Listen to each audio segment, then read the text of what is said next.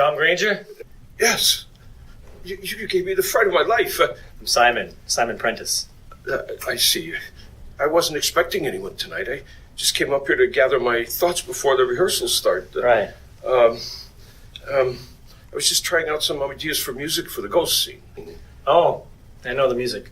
Oh, it's fantastic, isn't it? I don't like it, but I know it. Well, thanks for coming. You haven't auditioned for us before, have you? No. And you're here for the biggie, are you? Reckon so, yeah. Yeah. Oh, we're a friendly enough group. I know a lot of Amdrams are fraught with infighting and politics, but we try to stay clear of that sort of thing in the main. We've got a great program of events, so if it doesn't work out... we always need people to build sets. I don't want to build... if you're a good carpenter... No, thanks. Painter? No. Seamstress? No.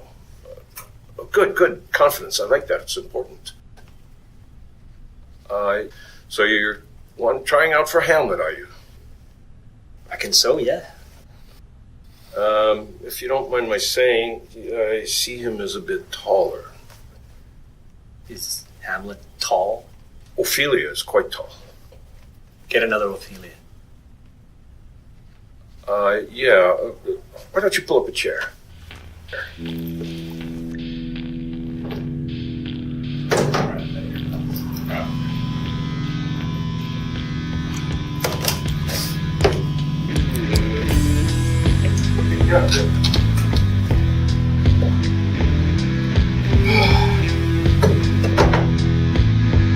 So, this is our space, our wooden O. Wooden what? It's from Henry V. It means theater. Why don't you just say theater, then? I like to be suitable to the occasion. Well, it isn't really the Royal now, is it? True. Do you go to the Royal often? No. Seats 120 on a good night, but frankly, these days we're lucky to get that. But it's a great facility. The parking is good. All the mod cons. Would you like a coffee? No. So, Simon, tell me about yourself. Well, there's not much to tell. I'm new to the area. What brought you here? Work? Yeah. Pharmaceuticals. I'm a salesman. I don't know many people in town, but I got drinking in the pub the other night and heard you might be looking for someone. I'm afraid we are. Our Hamlet broke his leg this week, and we're in a bit of a panic. He fell down the stairs. No, it wasn't his understudy. So, thanks for coming. Have you ever done anything like this before? Not since school, no. What did you do at school? I helped out at sports day. Ah, I see. On the microphone. Oh, you did the announcements at your school sports day. That's it. And you somehow think that in some small way that's adequate preparation for one of the greatest parts in English literature. It might help, yes. Just to give you some idea of scale, Simon, the role of Hamlet is the largest role that Shakespeare ever wrote. And I want my cast-off book before rehearsals start. Off book? Sorry, lines learned. Oh. How many lines are there? For Hamlet, close to 1,500, I think. And when do rehearsals start? A week, Tuesday. Well, I always love a challenge.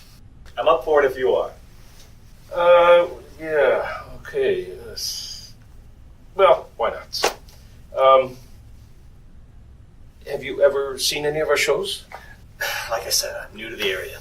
Ever heard of us? We're quite well known, actually. Sorry. Well, there's a scrapbook here with photographs of things that give you some idea.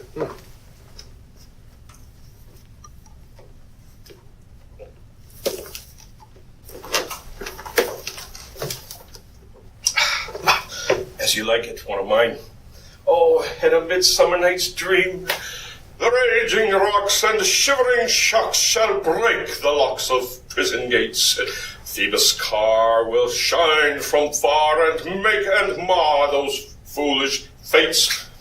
You sound like a pimp.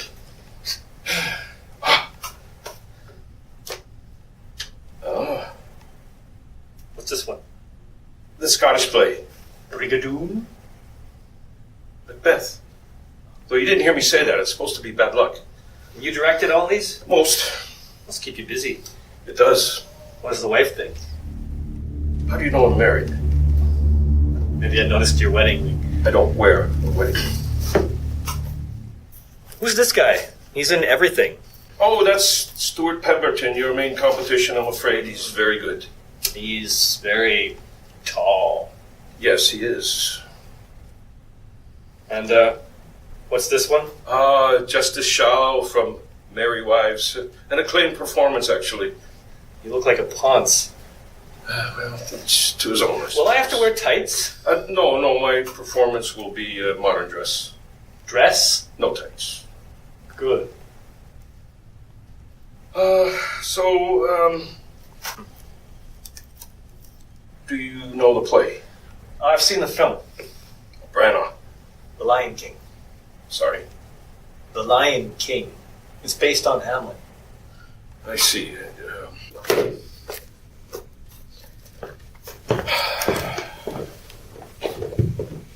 The tragedy of Hamlet. It's a dark tale of revenge. Ooh. How does it end? Well, eventually Hamlet dies.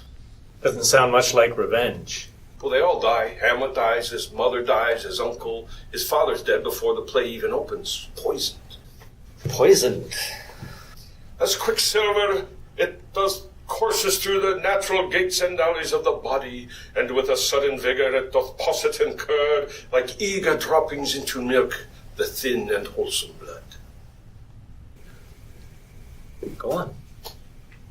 Well, Hamlet is the Prince of Denmark. That's Simba, the Lion King. Right. Who's upset at the death of his father, Mufasa. Who's also called Hamlet.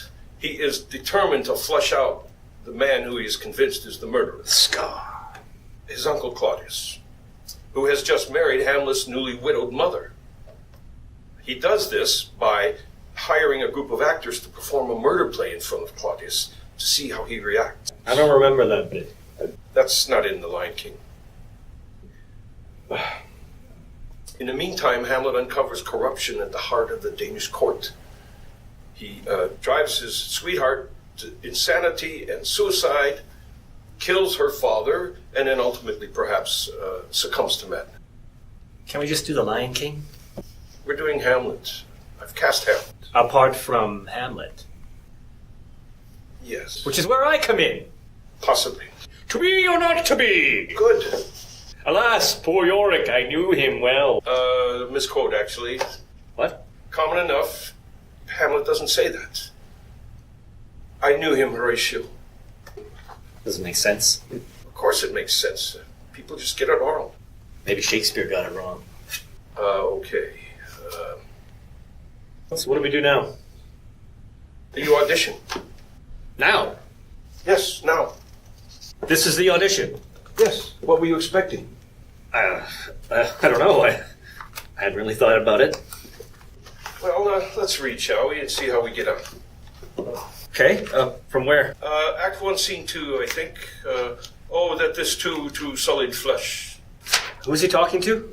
It's a soliloquy. He's talking to himself. Oh.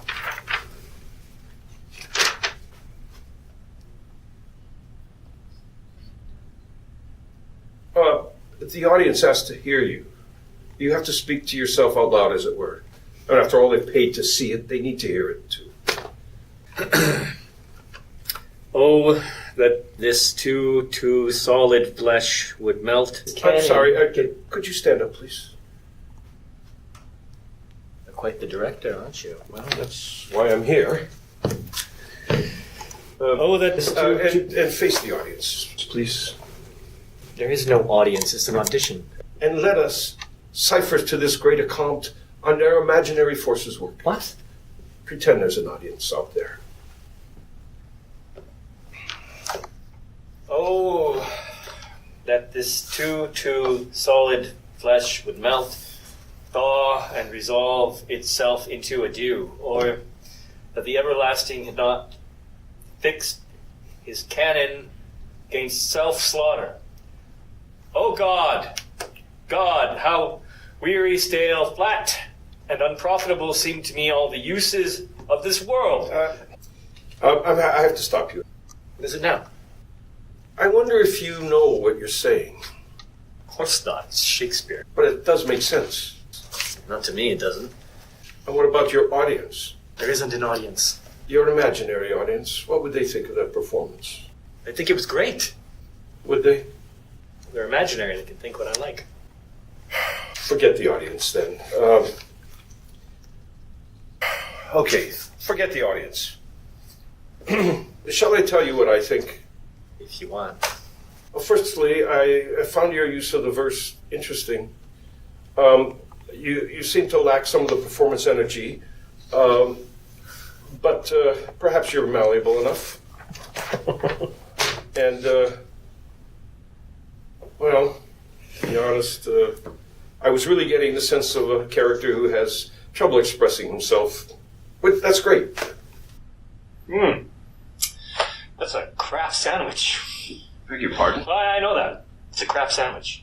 It's a way of burying what you really want to tell someone between two pieces of fake praise. Crap sandwich. I was in management. I used it all the time. So all that stuff about the verse and sense of character was bull. And what you really wanted to tell me was that bit in the middle. What you wanted to tell me was that it was crap. Well, So tell me. Say it.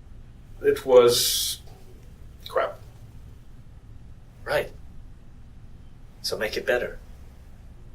Direct me. You have to understand where Hamlet is at this point in the play. I don't know. In his bedroom? Not physically, emotionally. He's just lost his father, the king, in what he believes to be suspicious circumstances. So try it again. Go from how weary, stale, and unprofitable seem all the uses of this world, and I'll translate as you go. How weary, stale, flat, and unprofitable seem to me all the uses of this world. Everything seems worthless. 'Tis an unweeded garden that grows to seed. Things rank and gross in nature possess it merely. Everything's gone to pot. It's all rotten. That it should come to this. But 2 months dead. Nay, not so much. Not 2. So excellent a king. That was to this, Hyperion to a satyr. So loving to my mother, that he might not beteem the winds of heaven visit her face too roughly. Heaven and earth. Must I remember? Why, she would hang on him, as if increase of appetite had grown by what it fed on, and yet, within a month, let me not think on't. Frailty, thy name is woman. A little month, ere those shoes were old with which she followed my poor father's body, like Niobe, all tears. Why, even she, oh God, a beast that once discourse of reason would have mourned longer, married with my uncle, my father's brother, but no more like my father than I to Hercules. Within a month, ere yet the salt of most unrighteous tears had left the flushing of her galled eyes, she married. Most wicked speed, to post with such dexterity to incestuous sheets. It is not, nor it cannot come to good.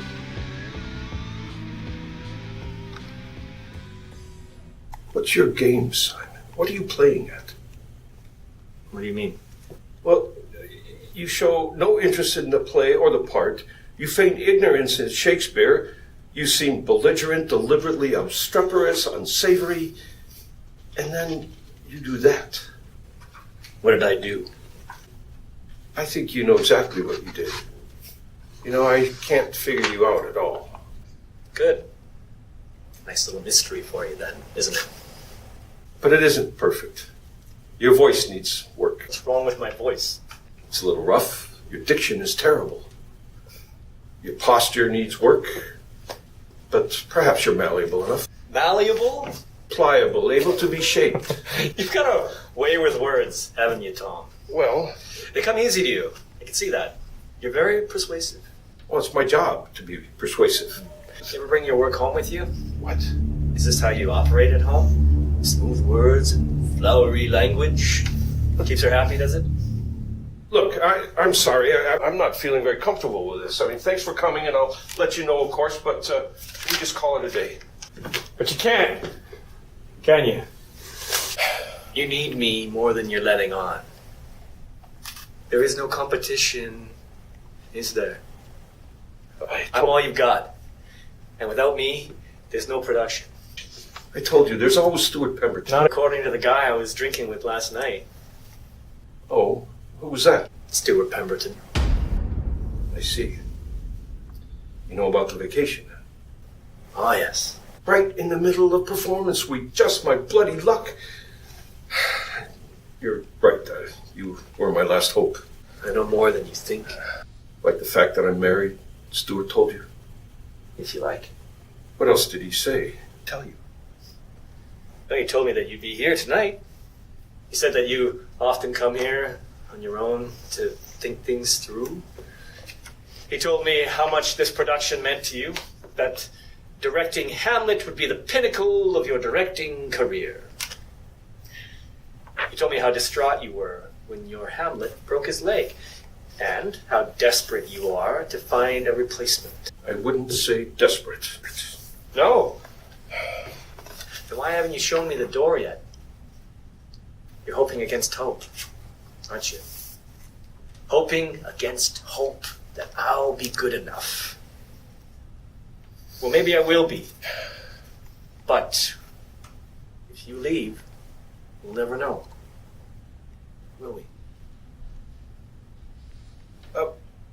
Help me clear away the stage and arrange those chairs to make a castle rampart while I put on the music. Castle what? Rampart. Granulations. You know, the bumpy bits.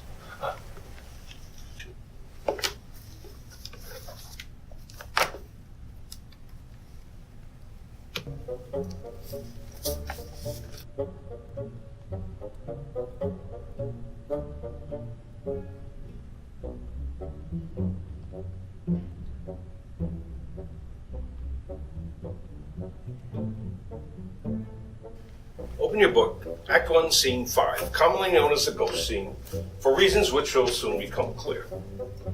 Now imagine the scene.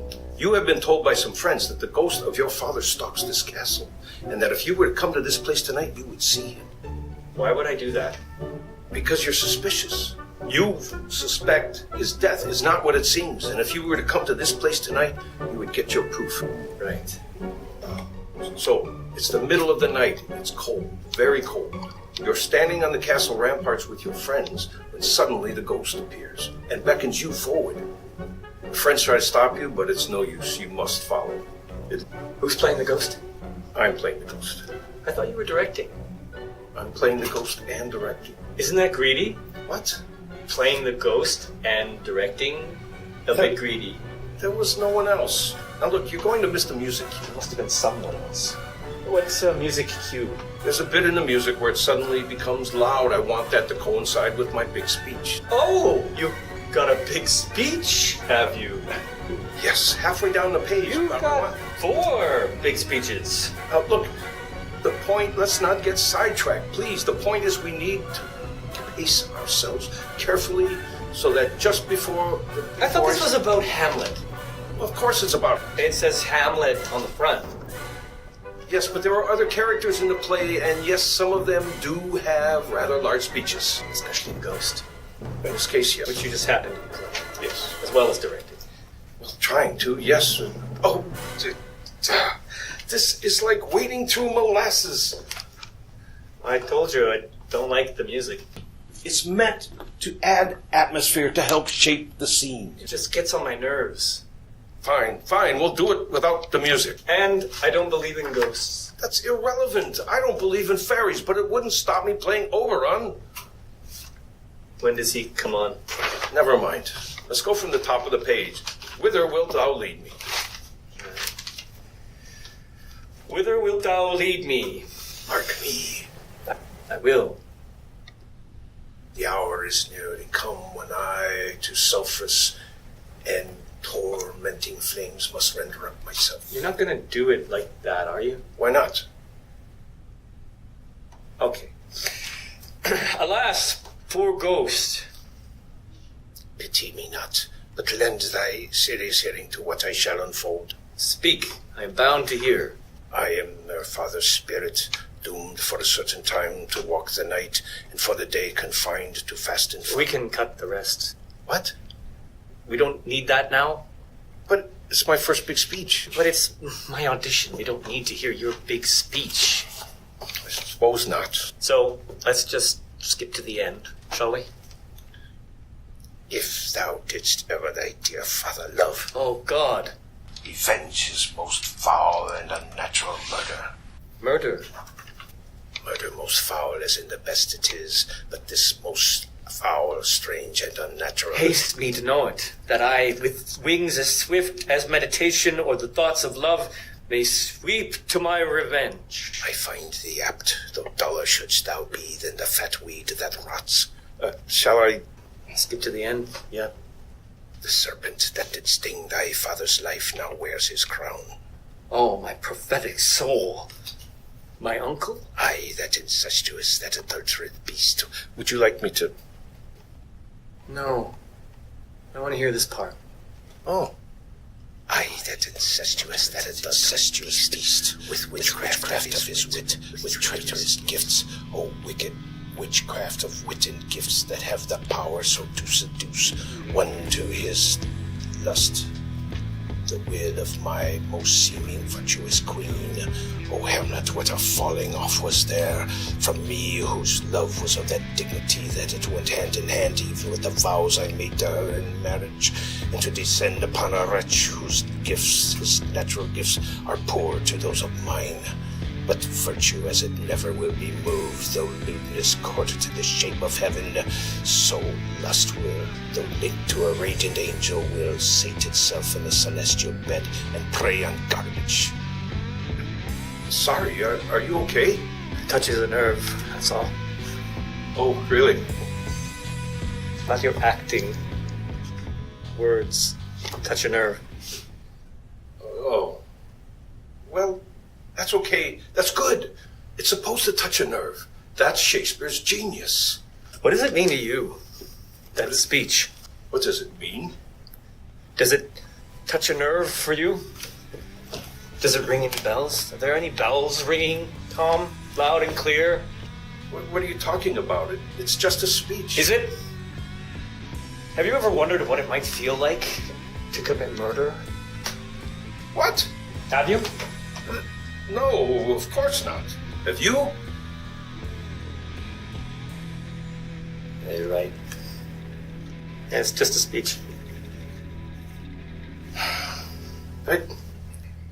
Are you sure this is right for you? What do you mean?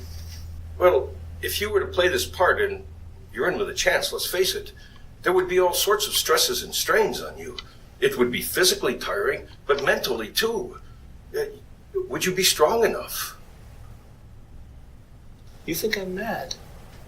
No, not at all. Just a little sensitive.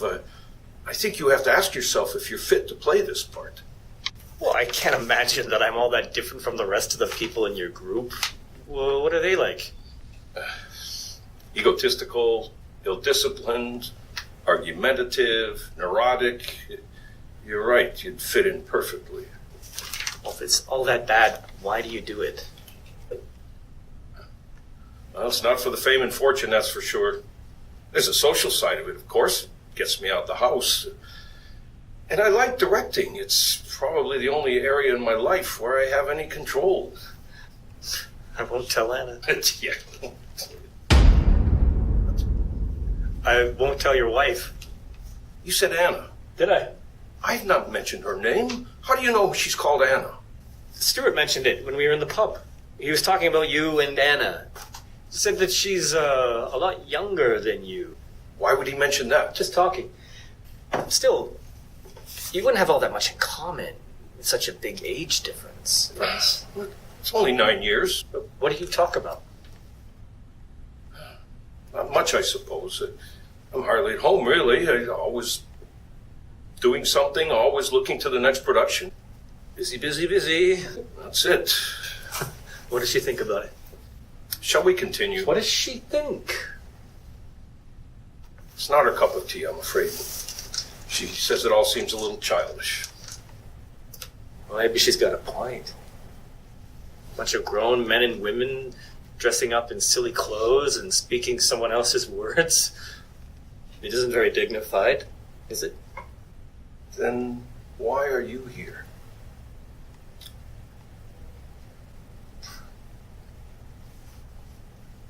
Touché. Open your book. Act 3, Scene 4, the closet scene. The closet scene, what is that, a bathroom? It means bedroom. It takes place in Gertrude's bedroom. Who? Gertrude, the queen. She's Hamlet's mother.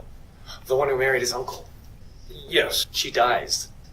Well, they all die, but not yet. Right. Who's playing Gertrude?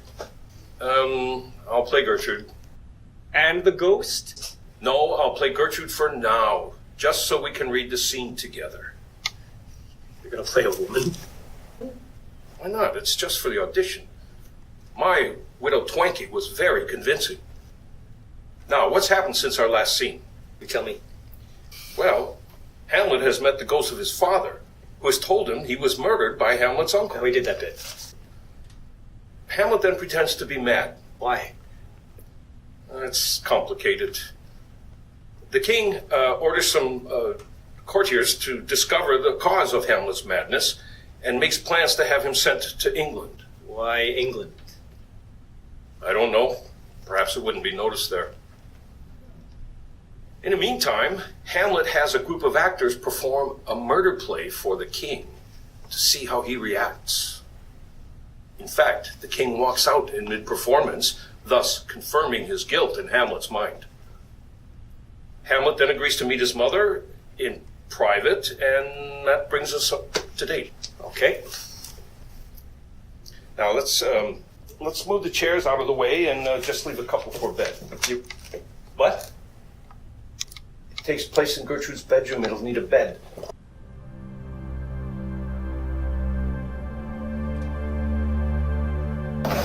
Just I'm not sure about that. okay, just be a chair.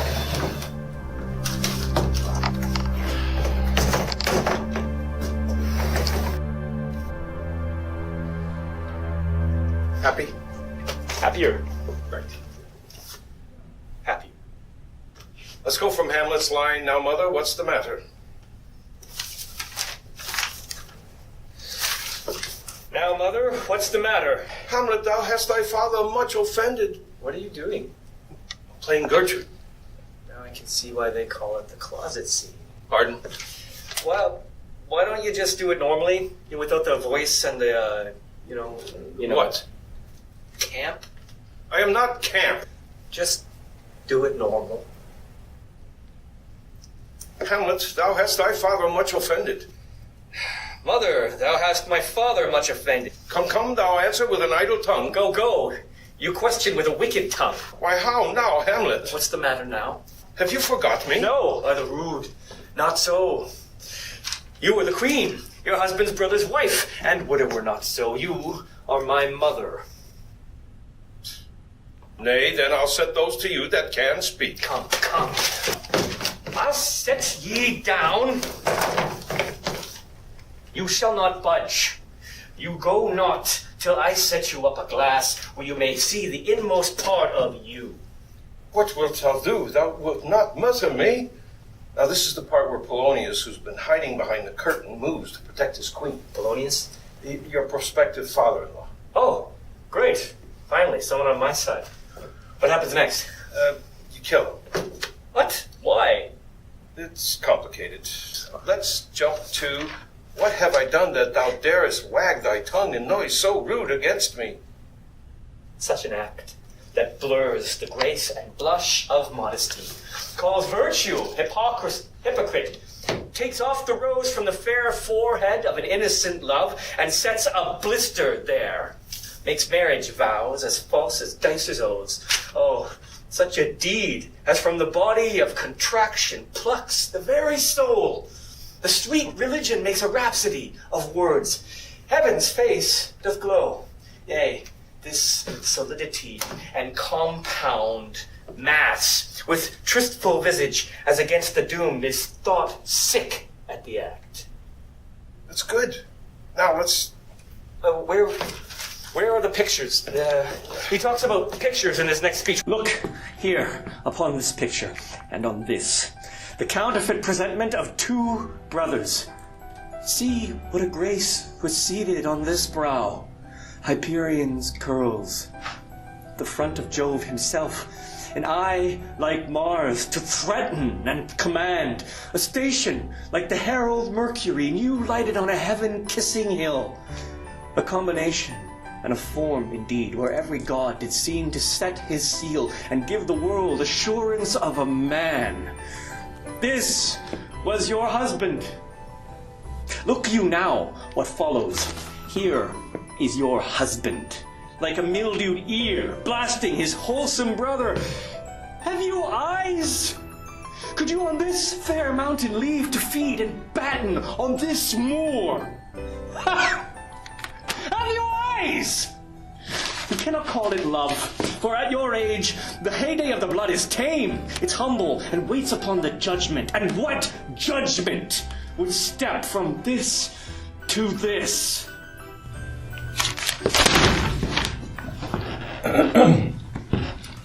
Look, maybe it's time for that coffee. Shall we take 5 and I'll bring you a cup?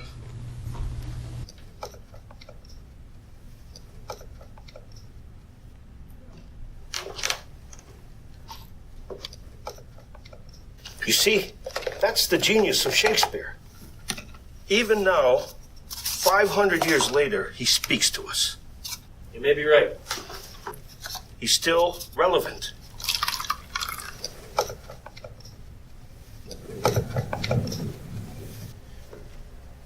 You know, there's something bothering me. I just can't shake the feeling that there's more to you than meets the eye. It's It's like you're hiding something. Are we all? Have we met before? No, don't think so. Not that then. I'm sure it's something you said earlier, and I just can't put my finger on it, but it'll come to me. So, how am I doing? The audition. I think you're showing signs of promise, Simon. How do you think you're doing? You're the director. Well, I think you're getting to the heart of it, slowly but surely. I think you're beginning to understand what Shakespeare wants from this character. Do you know what he wants? I think so, yes. And it's my job as director to transmit that through the actors to the audience so they can understand it too. He's been dead 500 years. How do you know what he wanted?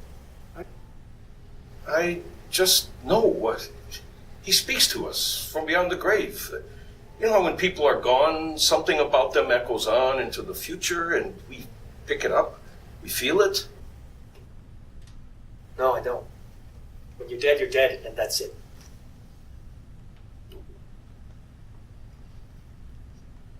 Well, look, you must have lost someone in your life, a grandparent or even a friend. Well, even now, even though they're not around, sometimes can't you still hear them talking to you? That's what Shakespeare does through his words. He speaks to us through the plays that he left. I lost my father. I'm sorry, recently? No. I was young. Too young to lose a father. Was he ill for long? He was murdered. And your mother? She was long gone. Well, what, dead? She left me, so she may as well have been, yeah. Oh, Simon, I'm so sorry. Did they ever catch the... Not yet. I must say, this certainly puts things into perspective a bit. It all seems a bit silly now. Should I get that coffee? Sure.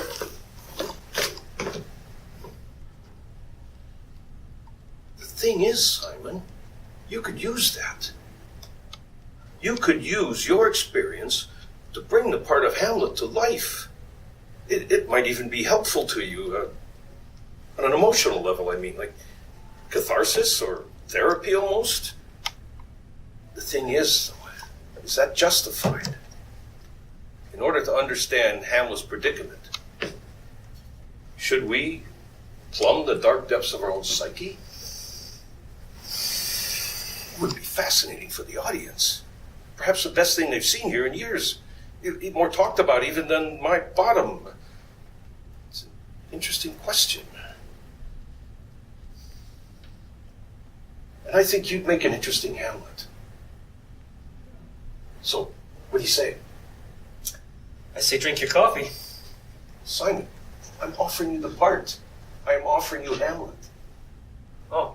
I think between us we could build a really exciting production that explores Hamlet's very nature, that really gets to grips with what it feels like to be the Prince of Denmark. It would be an honor to direct you in the part of Hamlet. Well? I'll drink to that. Excellent.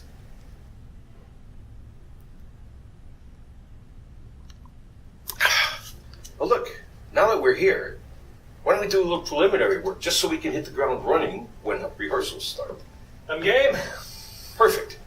We'll leave this text until we have the rest of the cast with us, but maybe we can do some voice work. Sure. Excellent.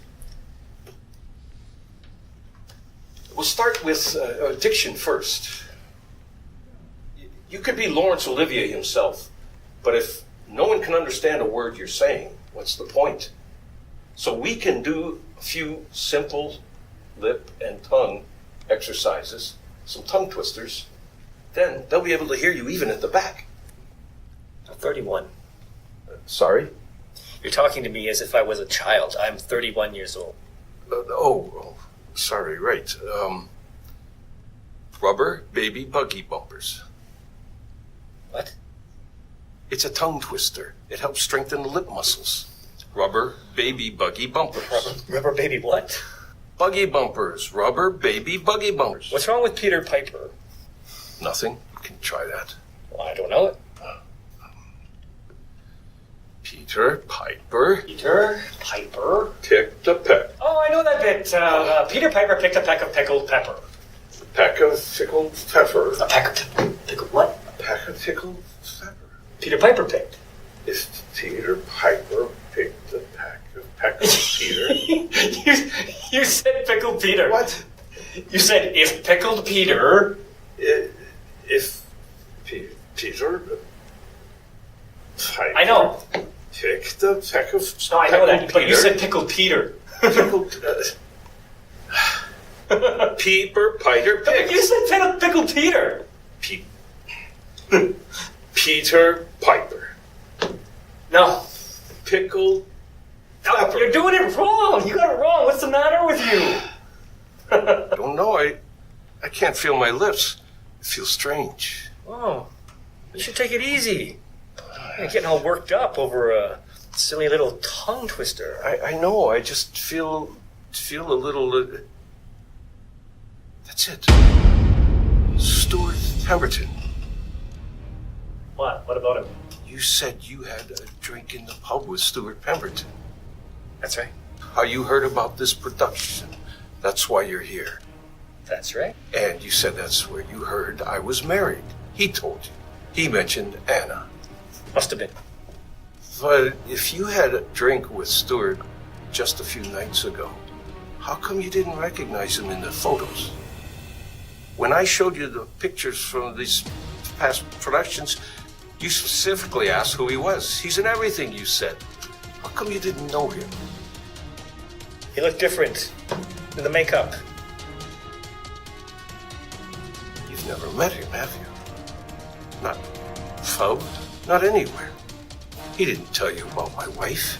He didn't even tell you about the auditions, did he? Which begs one question. Why are you here?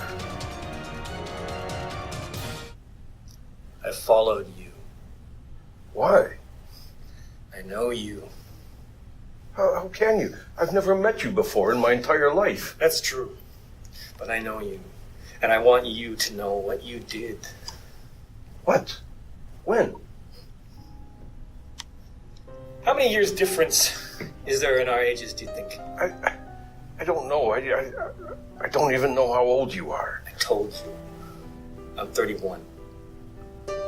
Then there's 28 years between us. What's this about? 28 years.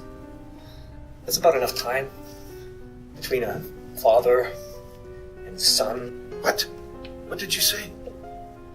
Don't worry, you're not my biological father. Just by marriage. Who are you? I told you my name. Why don't you listen? I know. It's Simon. Simon? I don't know. I don't remember. Like I said, you never listen. It's a name that should mean something to you. Why? What is it? Prentice.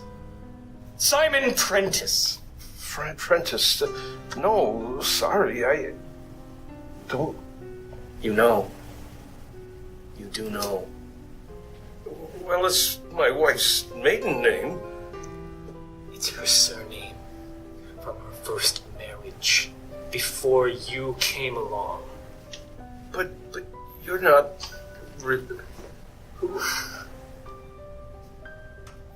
Hi, Dad. Oh my God! He's not gonna help you now. I didn't know she had a child. She didn't tell you?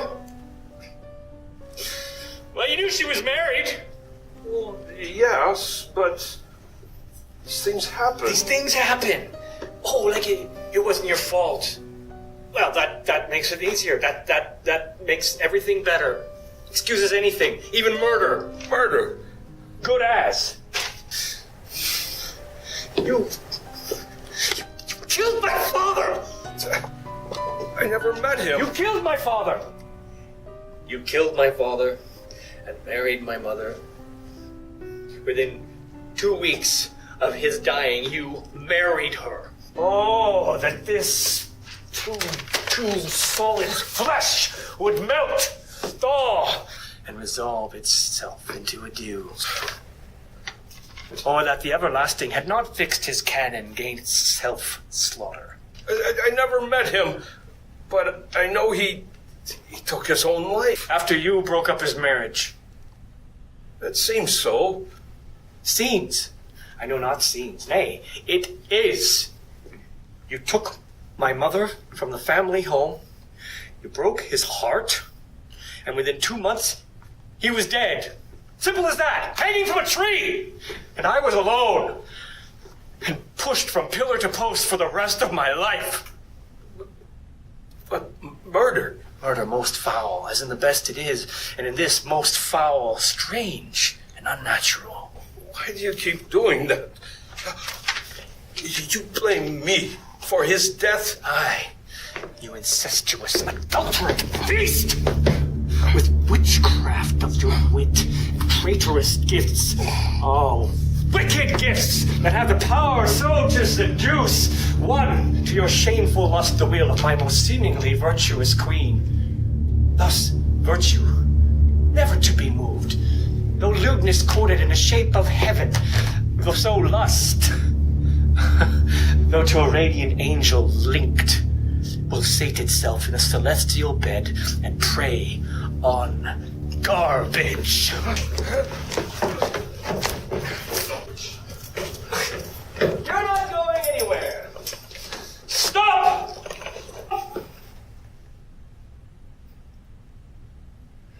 Why don't you come on up here where your audience can see you? Let us, as ciphers in this great account on your imaginations, work. Imagine them.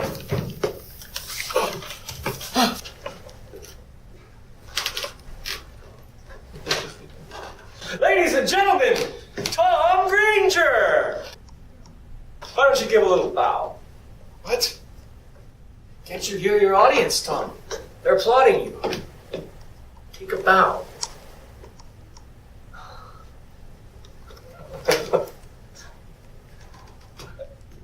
What's that? What's that now? Tom, they're booing you. Oh dear, I'm afraid they don't like you very much, Tom. They're baying for your blood. Can you hear them? Tom?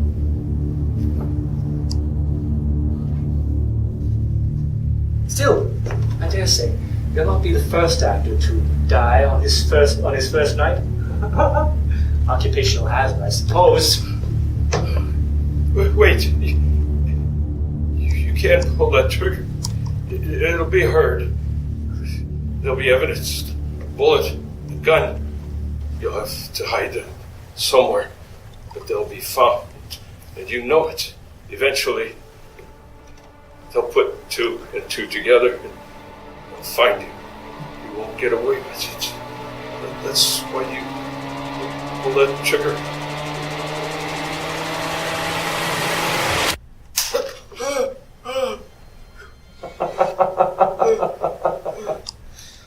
You're right, Tom. I knew it would never work. That's why I poisoned your coffee. The thing is, Simon, you could use that. You could use your experience to bring the part of Hamlet to life. It might even be helpful to you on an emotional level. Like I said, Tom, I'm in pharmaceuticals. Or weren't you listening then? You're not feeling quite right. Sluggish? Your head hurts, doesn't it? Your heart's racing. You might even be delirious by now. Delusional. Does everything feel a bit strange to you now, Tom? Everything a bit odd? And so, with wings as swift as meditation, or the thoughts of love, do I sweep to my revenge.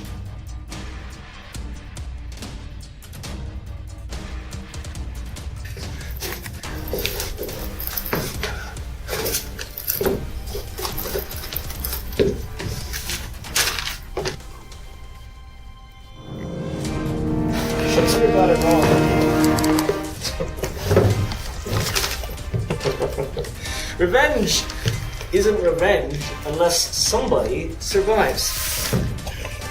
And in our little play, Tom, Hamlet lives.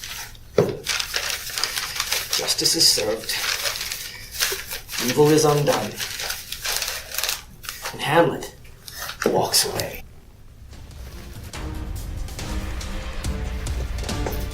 See you later, Tom.